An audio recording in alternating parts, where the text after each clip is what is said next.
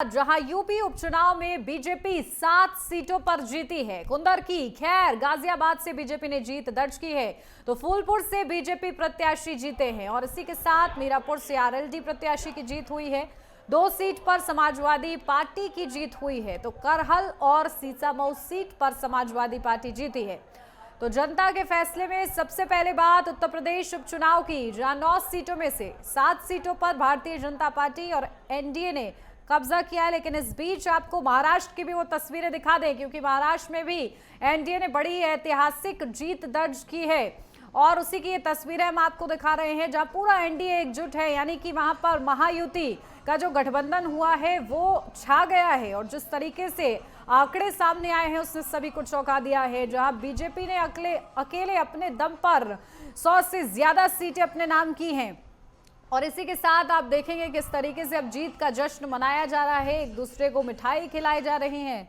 और जश्न वाली बात भी है क्योंकि कहीं ना कहीं महाराष्ट्र में जिस तरीके से लोकसभा चुनाव के दौरान जो परिणाम सामने आया था उसमें एनडीए का परफॉर्मेंस कुछ खास नहीं रहा था, जिसको लेकर मंथन भी हुआ, चिंता का विषय भी ये बना।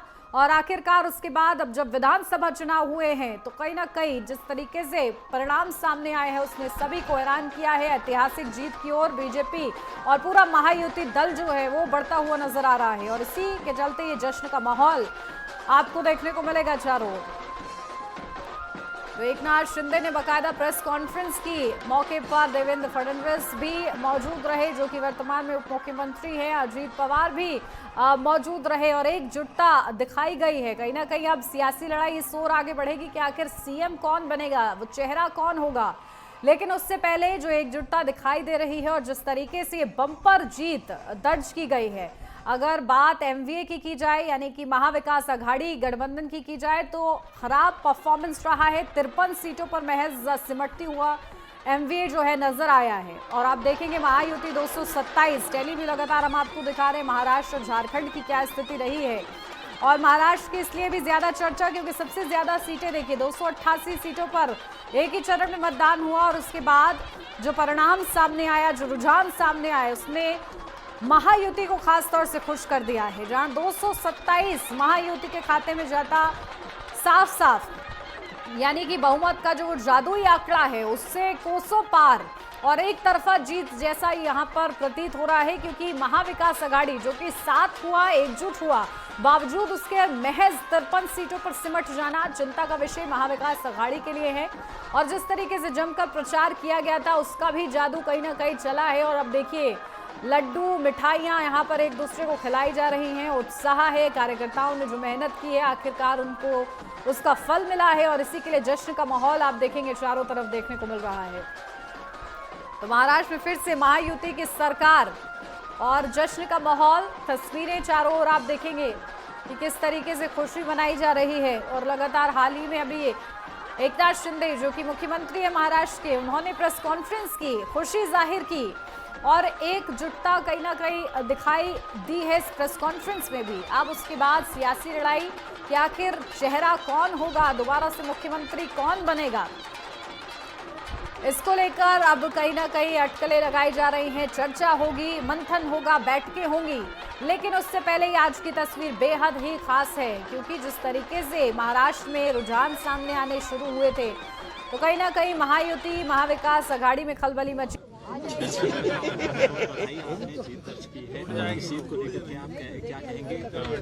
देखिए ये हमारे इस क्षेत्र के मतदाताओं की और हमारे समाजवादी पार्टी के वो कार्यकर्ता जिन्होंने बूथ लेवल पर चुनाव के दिन प्रशासन का मुकाबला किया, लाठियां खाई, उसके बावजूद डटे रहे पोलिंग स्टेशन पर और पार्टी के लिए मतदान करवाया हो, उन सभी कार्यकर्ता साथियों की जीत है। और जहां भाजपा ने जिस तरीके से लोकतंत्र की हत्या की चुनाव के दिन, भाजपा के नेता खुलेआम बूथों को लूटते रहे, कहीं कोई कार्रवाई नहीं हुई, वहीं समाजवादी पार्टी के जो वर्कर थे जो लाइन में लग के वोट डाल रहे थे उनके ऊपर लाठीचार्ज किया गया, वोट डालने से उनको रोका गया और जितना हो सकता था तांडव उस दिन जो है शासन ने मचाया और उसके बावजूद यहाँ की जनता ने समाजवादी पार्टी का साथ दिया, भरोसा जताया और इसके लिए मैं सभी लोगों को धन्यवाद देता हूँ।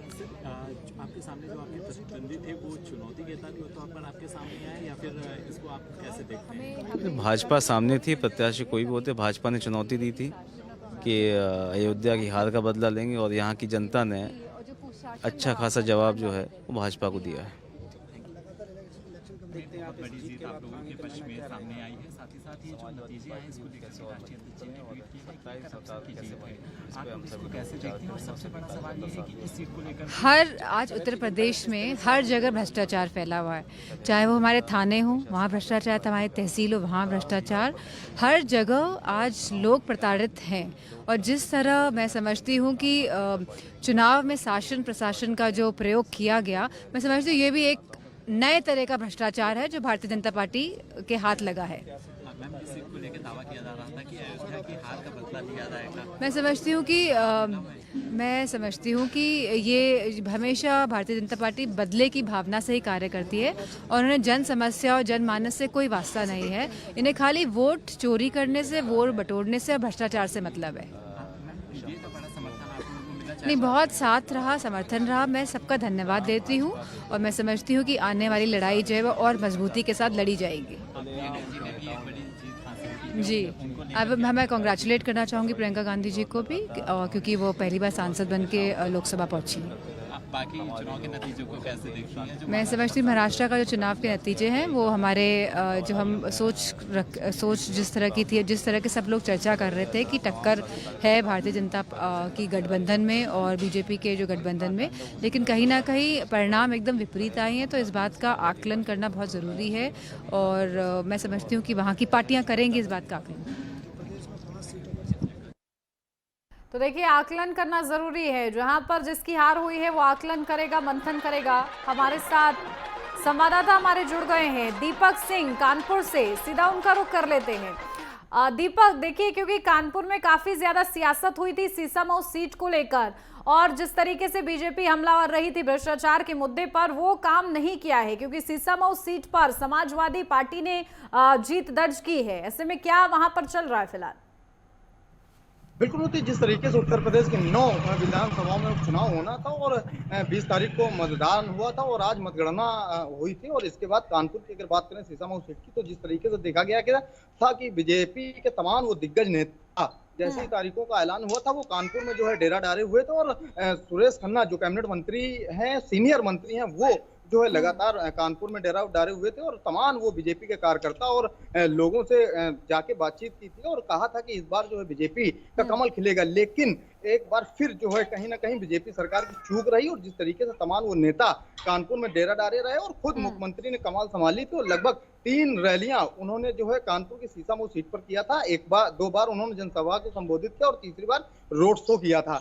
ये माना जा रहा था कि जो सीसामऊ क्षेत्र की जनता है, ये माना जा रहा था कि इस बार जो है कमल का फूल खिलेगा। लेकिन एक बार फिर कहीं ना कहीं बीजेपी सरकार की चूक रही और एक बार फिर समाजवादी पार्टी के खाते में ये सीट जा पहुंची। 6वीं बार सोलंकी परिवार के खाते में ये सीट पहुंची है। इसके पहले 1991 में ये सीट जो है समाज बीजेपी के खाते में थी और 1991 से ये सीट लगातार कांग्रेस के खाते में रही और फिर बसपा के खाते में रही और इसके बाद लगातार समाजवादी पार्टी के खाते में रही। इसके पहले इरफान सोलंकी जो समाजवादी पार्टी के विधायक थे, लेकिन एक मामले में वो जेल चले गए। इसके बाद ये सीट खाली हुई और इसके पहले इरफान सोलंकी के पहले उनके जो पिता थे हाजी इरफान सोलंकी, उनका दबदबा देखा गया और वो 2 बार विधायक रहे और इसके बाद जो है 3 बार विधायक समाजवादी पार्टी के जो इरफान सोलंकी जो पूर्व विधायक थे वो जेल में रहे, उनके पास सीट रही। इसके बाद उनकी पत्नी यानी नसीम सोलंकी वो सीसामऊ सीट से जो है जीत हासिल की और सीसामऊ सीट से जैसे उन्हें प्रमाण पत्र मिला और मतगणना केंद्र से बाहर निकली तो उन्होंने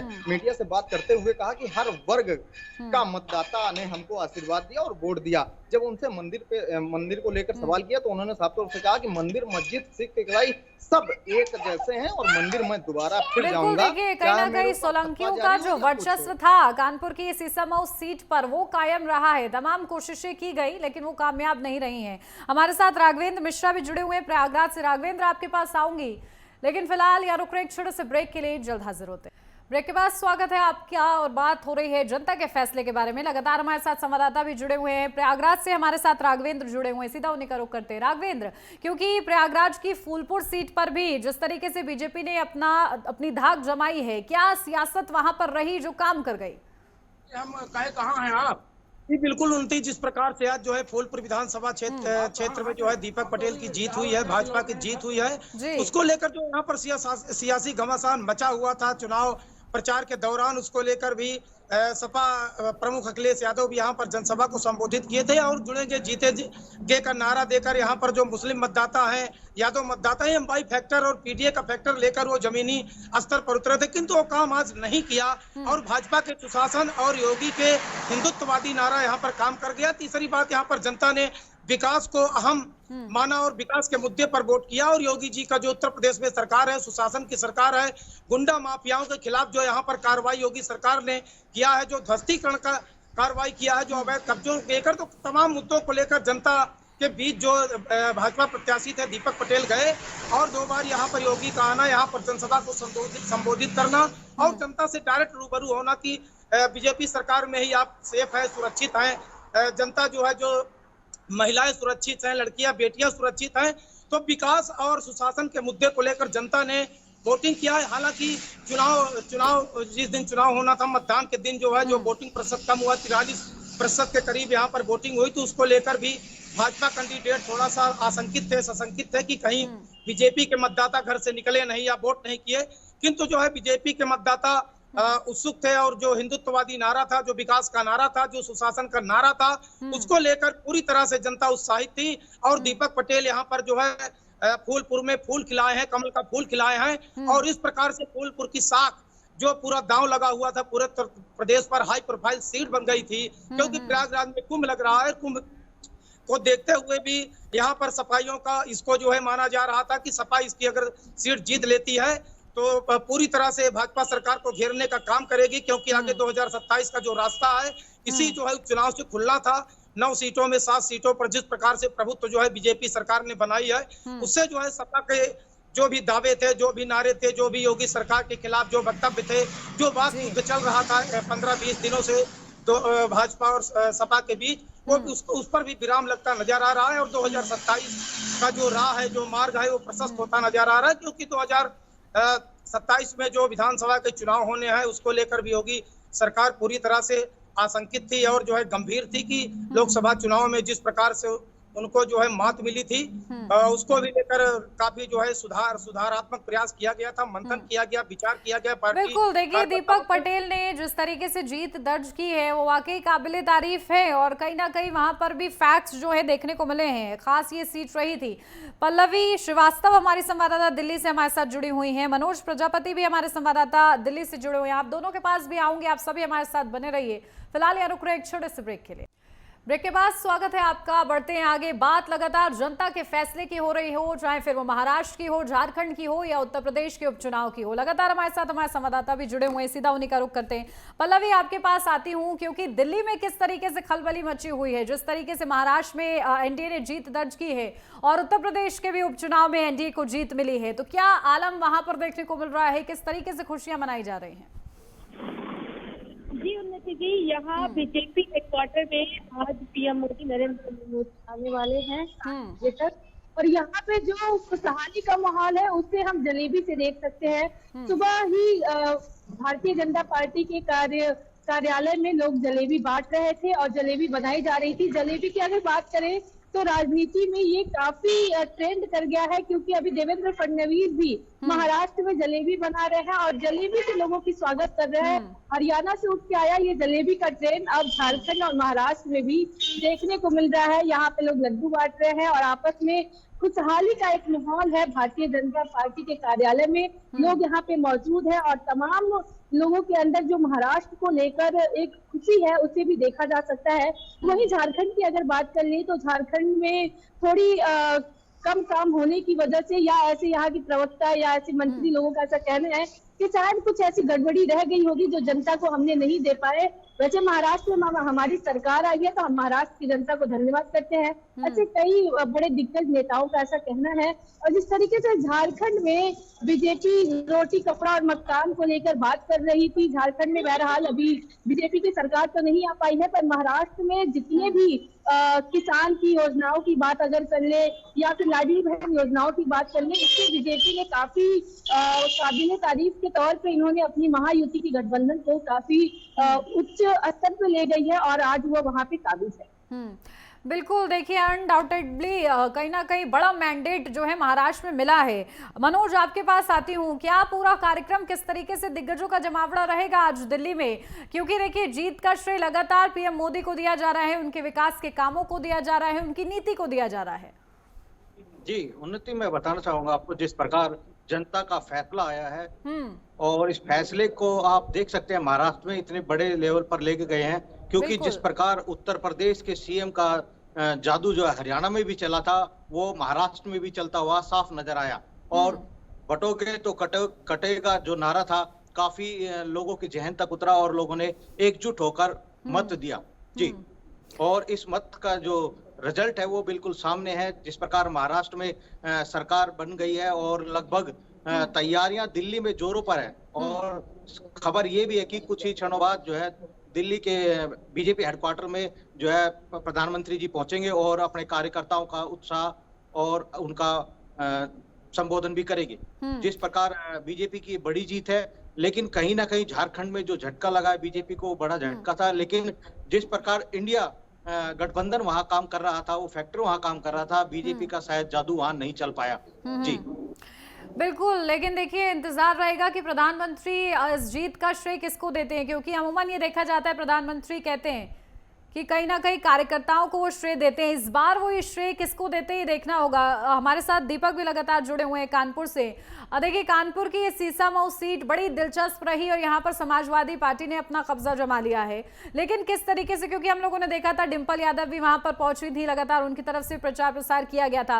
ये तमाम फैक्टर जो है कहीं ना कहीं काम किए हैं समाजवादी पार्टी के लिए। दीपक, बिल्कुल, जिस तरीके से प्रदेश के मुखिया योगी आदित्यनाथ ने रोड शो किया था और रोड शो करने के बाद समाजवादी पार्टी के जो राष्ट्रीय अध्यक्ष थे, पहले उनका रोड शो का कार्यक्रम होना था, लेकिन कहीं ना कहीं समाजवादी पार्टी के जो वरिष्ठ नेता थे उन्होंने तुरुप का एक्का समझकर मैनपुरी सांसद डिम्पल यादव को कानपुर पार्टी प्रत्याशी नसीम सोलंकी के लिए रोड शो करने के लिए भेजा था। और ये देखा गया था कि जब डिम्पल यादव रोड शो करने पहुंची थी तो भारी संख्या में भीड़ उमड़ी थी। यही कारण है कि डिम्पल यादव के साथ साथ डॉक्टर रागिनी सोनकर जो विधायक हैं वो भी मौजूद थे और पार्टी प्रत्याशी के समर्थन में जो उन्होंने एक रोड शो किया था। और रोड शो में पूरा भरपूर आम जनता का सहयोग मिला और सीसामऊ जनता का सहयोग मिला। यही कारण है जिस तरीके से उत्तर प्रदेश में लोकसभा के चुनाव हुए थे और उत्तर प्रदेश में लोकसभा का जब चुनाव हुआ तो इंडिया गठबंधन की सीटें उत्तर प्रदेश से लगभग 43 पहुंची थी। और इसके बाद जो समाजवादी पार्टी के कार्यकर्ता थे या फिर कांग्रेस के कार्यकर्ता थे उनमें काफी उत्सव देखा गया था। और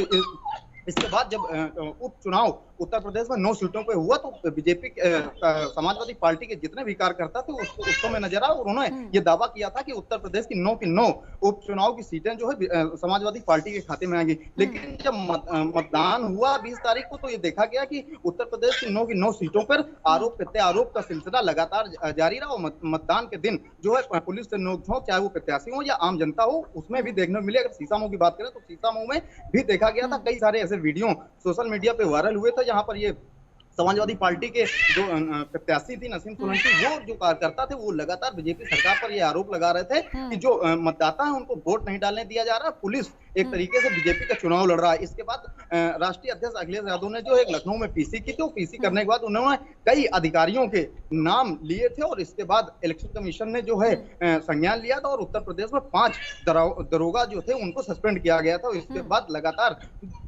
3 बजे से लेकर 5 बजे जब तक जो मतदान हुआ उसमें देखा गया कि हिंदू, मुस्लिम और एससी वो जो वोट बैंक था वो नसीम सोलंकी के पाले में गया। और यही कारण है कि नसीम सोलंकी जीतने के बाद साफ तौर से मीडिया से बिल्कुल, देखिए कहीं ना कहीं 2 सीट तो समाजवादी पार्टी ने अपने नाम की है, जो है मिला उनकी। बिल्कुल, और उनमें से एक सीसामऊ सीट भी रही है। ठीक है, आप सभी हमारे साथ बने रहिएगा, लौटूंगी आपके पास ज्यादा जानकारी के लिए। जनता के फैसले के बारे में कहीं जीत तो कहीं हार, जनता ने अपना जनादेश जो है वो सुना दिया है। लगातार हमारे साथ संवाददाता भी बने हुए हैं, सीधा उन्हीं के पास चलते हैं। वरिष्ठ संवाददाता राजकुमार चौधरी हमारे साथ बने हुए हैं। सबसे पहले आप ही के पास आती हूँ, क्योंकि जिस तरीके सबसे पहले उत्तर प्रदेश की बात, क्योंकि 9 सीटों में से 7 सीटें बीजेपी के खाते में गई हैं और कहीं ना कहीं आरएलडी ने भी अच्छा प्रदर्शन किया। और वो जो एक कोशिश थी कि कहीं ना कहीं, क्योंकि पहले आरएलडी समाजवादी पार्टी के साथ गठबंधन में थी तो ऐसे में वोट ट्रांसफर करना बहुत ज्यादा मुश्किल था, लेकिन आरएलडी ने कर दिखाया। तो यानी कि एनडीए की जो जीत है, क्या विश्लेषण उसका निकल कर आएगा, क्या काम किया सबसे ज्यादा? देखिए उन्नति, बहुत महत्वपूर्ण सवाल है। हालांकि ये जो दोनों प्रदेशों के साथ साथ ये जो उपचुनाव हैं, इनमें भी बहुत महत्वपूर्ण भूमिका उत्तर प्रदेश के मुख्यमंत्री योगी आदित्यनाथ की रही है। योगी आदित्यनाथ, जिस समय हमें थोड़ा सा पीछे चलना पड़ेगा, और हम 2017 में जब उत्तर प्रदेश के मुख्यमंत्री योगी आदित्यनाथ ने सत्ता संभाली, तो उस समय शायद उत्तर प्रदेश में हालात बहुत बेहतर नहीं थे, और लोग जो है वो कानून व्यवस्था कहीं ना कहीं बहुत अहम मुद्दा था। लेकिन जिस तरीके से अपराधियों की और अपराध की उन्होंने रीढ़ तोड़ने का काम किया, और बहुत स्पष्ट तौर पे उन्होंने एक जनादेश और एक संदेश देने का प्रयास किया कि मैं यहाँ व्यवस्था बदलने के लिए आया हूँ, अगर मुझे इज्जत की आवश्यकता होती तो वो मुझे मठ में भी मिल रही थी। तो ये इस तरीके के जो बयान हैं, ये बयान कहीं ना कहीं एक स्पष्ट कर देते हैं कि शायद नेतृत्व जो है वो बहुत शानदार हाथों में है। अगर हम बात कर लें इस समय उत्तर प्रदेश से लगे हुए और जिस तरह के राजस्थान है, मध्य प्रदेश है, इसके जो चुनाव परिणाम आए, उन चुनाव परिणामों ने भी एक बात जरूर तय कर दी कि अब उत्तर प्रदेश के मुख्यमंत्री योगी आदित्यनाथ को कहीं ना कहीं पटल पे लाना पड़ेगा, और उन्होंने इस चुनाव में बहुत महत्वपूर्ण भूमिका निभाई। केवल देखिए एक बयान था उनका कि बटोगे तो कटोगे, और इस बयान के आसपास तमाम जो पॉलिटिकल पार्टियां थी, तमाम जो बड़े नेता थे, तमाम जो राजनेता थे, शायद मेरे ख्याल से वो सब चीज़ें चलती रहीं। लेकिन उसके साथ साथ एक कवर फायरिंग के तौर पे प्रधानमंत्री नरेंद्र मोदी ने भी निश्चित तौर पे कहा कि एक रहेंगे तो सेफ रहेंगे। तो ये जो बयान है, देखिए अगर हम और बात कर लें, अगर 25 साल पहले की राजनीति की बात करें, तो शायद बिल्ले और ये जो नारे थे, इन नारों के आधार पर ही चीज़ें आगे चलती थी, और ये करते हैं उनको कहीं से संदेश देने का काम करते हैं। और ये जो चुनाव परिणाम बिल्कुल, देखिए कहीं ना कहीं नारों के इर्द गिर्द सियासत घूमती है, और इस बार का ये जो नारा रहा, बटेंगे तो कटेंगे और एक रहेंगे तो सेफ रहेंगे, उसने वाकई जादू किया है। और स्थितियां देखिए लोकसभा से विपरीत लेकर उत्तर प्रदेश में भारतीय जनता पार्टी के लिए आया है। हमारे साथ उपेंद्र भी जुड़े हुए हैं देहरादून से हमारे साथ। उपेंद्र, आपके पास आती हूँ, क्योंकि देखिए जिस तरीके से एक सीट पर बीजेपी ने जीत दर्ज की है, उसके बाद सीएम धामी ने श्रेय दिया है नेताओं को, कार्यकर्ताओं को।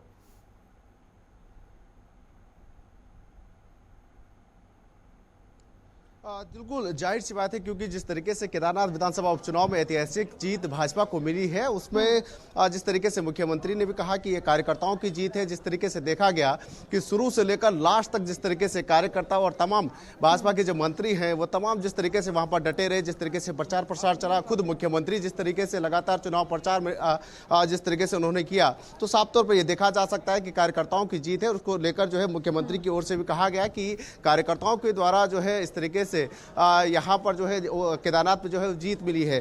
हमारे साथ जिस तरीके से राज्य मंत्री मधु भट्ट जी हमारे साथ मौजूद हैं, काफ़ी वरिष्ठ नेत्री हैं। मैम, क्या लगता है आपको जिस तरीके से केदारनाथ में जो सिनारियो बदला और जिस तरीके से जीत हासिल हुई, क्या मायने रखते हैं इसको? देखिए, ये बहुत बड़ी एक ऐतिहासिक जीत है, और जो मातृशक्ति को जिस प्रकार से मातृशक्ति ने जिताकर भेजा, मुझे लगता है ये आने वाले ये बहुत ही ऐतिहासिक क्षण हमारे लिए रहा है।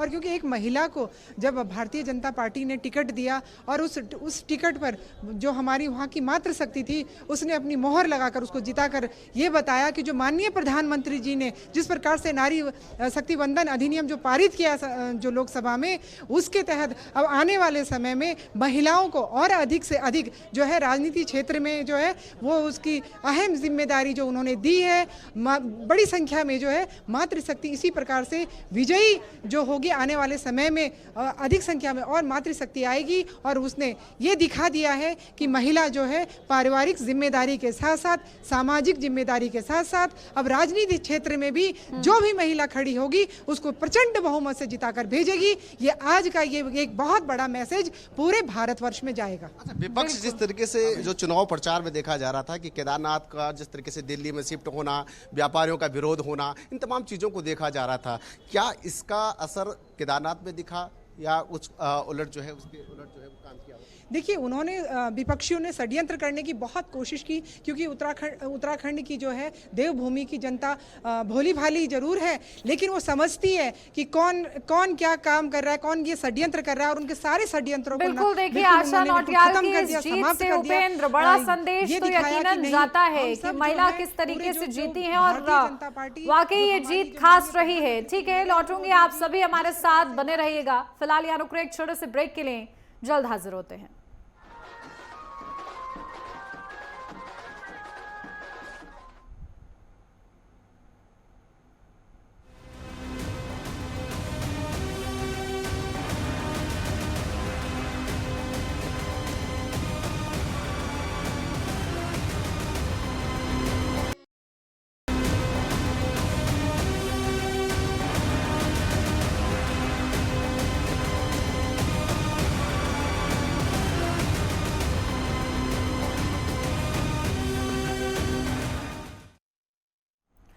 ब्रेक के बाद स्वागत है आपका। लगातार बात हो रही है जनता के फैसले के बारे में, चाहे फिर वो महाराष्ट्र विधानसभा चुनाव से जुड़ी हुई हो, जहां पर 288 विधानसभा सीटें और वहां पर महायुति ने चमत्कार किया है क्योंकि बड़ा मैंडेट कहीं ना कहीं मिला है। और देखिए हमारे संवाददाता, हमारे सहयोगी रमेश पोखरियाल से खास बातचीत कर रहे हैं। सबसे पहले आपको वो सुनवा देते हैं। हो गया पूरे देश में, अभी महाराष्ट्र देखिए बिल्कुल एक तरफा हो गया। आज उत्तर प्रदेश में भी एक तरफा हो गया इस चुनाव में। जो 100 पग की सीटें थी वो भी बीजेपी में आ गई हैं। तो और केदारनाथ, तो बाबा केदारनाथ का आशीर्वाद है। इस जीत से 2-3 चीज़ें तो स्पष्ट हो गई हैं कि इस राज्य में न तो जातिवाद चलेगा कभी, न इस राज्य में क्षेत्रवाद चलेगा और न झूठवाद चलेगा। ये यहाँ की जनता बहुत जागरूक है, अच्छी है और वो हमेशा मेरिट पर, काम पर, आचार और विचार पर निश्चित रूप में अपनी मोहर लगाएगी और केदारनाथ का चुनाव इसका प्रत्यक्ष प्रमाण है। अच्छा, विपक्ष का जिस तरीके से जो लगातार जो सिनारियो बना रहे थे कि केदारनाथ को शिफ्ट किया गया और व्यापारी वर्ग पूरा जो है वो नाराज चल रहा है। लोगों को समझ में आया ना, जवाब दे दिया ना कि केदारनाथ के लोगों ने इस बात का जवाब दे दिया कि तुम्हारा झूठ का पोलिंदा है, तुम्हारे सिर पर फूटा है। अब समझ में आ जाना चाहिए, झूठ नहीं बोलना चाहिए। Thank you. चल रहा है जो इंडिया गठबंधन है वो एक झूठ का पूरा झूठ का पिटारा है, कहीं ना कहीं ये उन्होंने जिक्र किया है। उपेंद्र, आपने जो बातचीत की वो हम लोगों ने अपने दर्शकों को भी सुनवाई है। रमेश पोखरियाल निशंक ने किस तरीके से महत्वपूर्ण बातें की हैं, एक बार बस एक लाइन में और दोहरा दीजिए हमारे दर्शकों के लिए।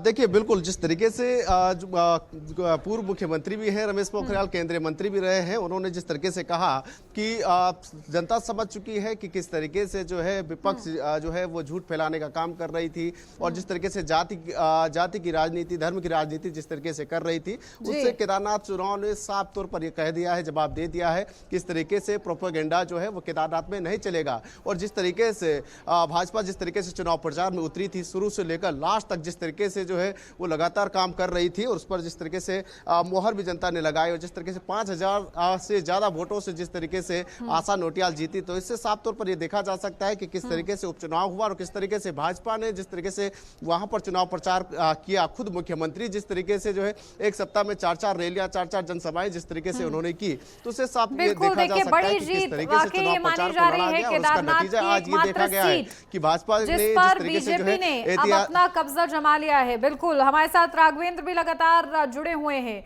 राघवेंद्र, देखिए पटेल समाज का एक खास वर्चस्व सीट पे रहता है और ऐसे में दीपक पटेल ने कमाल किया है क्योंकि बीजेपी के लिए वो कमल खिलाया है उन्होंने वहां पर इस सीट पर। जी बिल्कुल, क्योंकि पटेल अगर जात की बात की जाए तो फूलपुर विधानसभा क्षेत्र में जातीय समीकरण काफी जो है महत्व रखता है, तो इसीलिए प्रवीण पटेल इसके पहले थे, 2 बार वहां से विधायक रहे और दीपक पटेल को इस बार टिकट दिया गया। तो इसके पूर्व जो है जो सांसद थी वहां पर केसरी देवी पटेल थी, फूलपुर की 5 वर्षों तक थी वो। तो एक प्रकार से दीपक पटेल को जो कैंडिडेट बनाया गया, बीजेपी ने वहां पर बनाया, तो उनकी माता जी ने एक विकास का जो खाका तैयार किया था वहां पर, जो प्लेटफॉर्म पहले से ही तैयार कर रखा था। फूलपुर में विकास की जो बात थी वो जो है उनकी माता जी ने पूरी तरह से तैयार कर रखा था। तो दीपक पटेल को वहां पर उतारने से जो है ये जीत जो है पूरी तरह से 70-80% जो है पक्की मानी जा रही थी भाजपा की तरफ से, जनता की तरफ से। और वहीं पर जो है सपा सरकार की अगर बात की जाए तो मुस्तफा सिद्दीकी जी को उम्मीदवार जो बनाया गया था, मुस्लिम कैंडिडेट थे, क्योंकि मुस्लिमों की विवाह संख्या लगभग 65,000 है, पटेल बिरादरी के बराबर है। तो जो वहां पर जो विकास की बात थी, सुशासन की बात थी, तो विकास के मुद्दे तो ज्यादा आम नहीं होते हैं, जनता उसको जो है अपने जहन में रखती है, अपने विचारों में रखती है। किंतु इस बार जो वोटिंग हुई है, इस बार जो मतदान हुआ है, वो मोदी और योगी के चेहरे पर हुआ है। हर बार चेहरे पर इनका होता है, 10 वर्षों से देखा जाता है, क्योंकि वहाँ की जनता जागरूक है, मध्यम वर्ग के लोग भी हैं, बौद्धिक वर्ग के लोग हैं। तो गाँव की सड़कें और नालियां लोग इस समय नहीं देखते हैं, वो सीधा देखते हैं कि मोदी का जो है, जो भारतवर्ष का जो है परचम पूरे विश्व में लहरा रहा है, एक वैश्विक छवि जो मोदी की बनती जा रही है। और योगी सरकार जो पिछले 5 वर्षों में जो उनका सुशासन रहा है, जो गुंडा माफियाओं के खिलाफ जो कार्रवाई करते रहे, त्वरित कार्रवाई करते रहे हैं, और जो सपा सरकार जो पिछले कारनामों को जनता ने तो देखा ही है, इस बार भी जो उनके वक्तव्य रहे, जो बड़बोलेपन उनके मंत्रियों द्वारा। तीसरी बात उन्नति बता दें कि इस बार जो चुनाव पर महत्वपूर्ण प्रभाव था वो धर्म पर भी था, सनातन पर भी था, हिंदुत्व पर भी था, क्योंकि महाकुंभ यहाँ पर लग रहा है। यहाँ पर जो है लगभग 4100 करोड़ रुपए का निवेश हो रहा है, यहाँ पर खर्च हो रहे हैं, पूरी व्यवस्थाएं हो रही हैं। उसको भी लेकर चुनाव प्रचार के दौरान बीच में जो है सपा के ही एक वरिष्ठ नेता ने फिजूल खर्ची बता दिया था। तो इसको भी लेकर साधु संत से लेकर हिंदू समाज जिस प्रकार से नाराज हुआ, तो उसको उससे भी जो है जनता का मत बदला है, क्योंकि उनका ये विचार था कि योगी ही उत्तर प्रदेश की बागडोर संभाल सकते हैं। अगर सपा सरकार आई, अगर जो है अखिलेश यादव दोबारा आए या इनको अगर ज्यादा सीट दे दी गई, अगर चुनाव जिता दिया गया तो बाद में दिक्कतें होगी, सुशासन की दिक्कत होगी, हिंदुत्व को दिक्कत होगी, सनातन प्रेमियों को दिक्कत होगी, साधु संतों को दिक्कत होगी। क्योंकि पिछली बार जब कुंभ हुआ था उस समय सपा सरकार थी, आजम खान को यहाँ का चार्ज दे दिया गया था, कुंभ का चार्ज दे दिया गया था। तो ये साधु संतों, हिंदुओं और जो भी बिल्कुल देखिए तमाम फैक्टर एकजुट हुए हैं और उन सब ने मिलकर कहीं ना कहीं बीजेपी के फेवर में काम किया है। यहाँ पर राजकुमार चौधरी आपके पास आ रही हूँ सीधा, क्योंकि देखिए कुंदरकी सीट पर भी बीजेपी ने जीत दर्ज की है और इसकी वजह भी यही समझी जा रही है कि कहीं ना कहीं राष्ट्रीय एकता का जो नारा लगातार दिया जा रहा था वही वजह रही है यहाँ पर भी जीत की।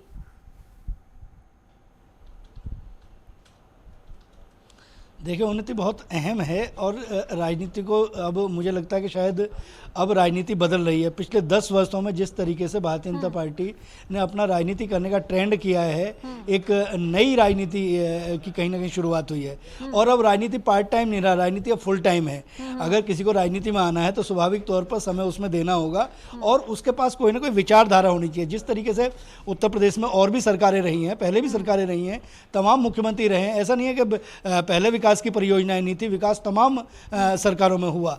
लेकिन सबसे बड़ी बात यह है कि एक आम आदमी सबसे पहले चाहता क्या है। एक आम आदमी अपने घर से निकलने वाली अपनी बेटी के लिए सुरक्षित माहौल चाहता है कि उसकी बेटी शाम को घर ठीक ठाक आएगी या नहीं आएगी। वो एक माहौल दिया और उस माहौल में अगर हम मेंबर ऑफ पार्लियामेंट के चुनाव की बात कर लें तो शायद सांसद के चुनावों में जिस तरीके से टिकटों का बंटवारा हुआ उसमें स्वाभाविक तौर पर भारतीय जनता पार्टी कहीं ना कहीं पिछड़ी और उस लापरवाही का ये नतीजा रहा कि उत्तर प्रदेश में हालात जो है वो बहुत बेहतर नहीं रहे और शायद मेरे ख्याल से जब हम 272 पर रहना चाहिए था हम फिर 240 के आसपास आ गए। तो उस बात को लिया और अपनी गलतियों से भारतीय जनता पार्टी ने सीखा और ये बाई इलेक्शन जो हुए हैं इसमें पूरे तरीके से एक जो उम्मीदवार है उस उम्मीदवार का चयन उत्तर प्रदेश के मुख्यमंत्री योगी आदित्यनाथ की सहमति के बाद हुआ। तो जब चयन अगर कोई आपने नेता बना रखा है, किसी आदमी को अगर ड्राइविंग सीट पर बिठा रखा है तो स्वाभाविक तौर पर कंडक्टर भी उसी का होना चाहिए। सवारी उसमें कौन बैठेगी कौन नहीं बैठेगी उनकी बहुत महत्वपूर्ण भूमिका हो जाती है। तो शायद मुझे लगता है कि शायद ये टिकट जो है